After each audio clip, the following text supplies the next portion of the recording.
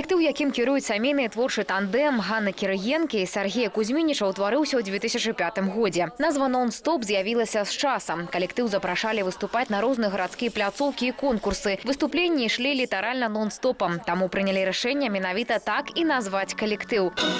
Працуюць тут не толькі ўсім калектывам, але і дуэтамі і трыа. Гэта дапамагае танцорам па-новаму паказваць сябе. У рэпертуары калектыва самыя розныя нумары. Пры гэтым у асноўным у напрамку сучаснай харэаграфіі. Спіс будучых пастановак вялізны. Засталося ператварыць гэта ўсё ў мастацтва на сцэне.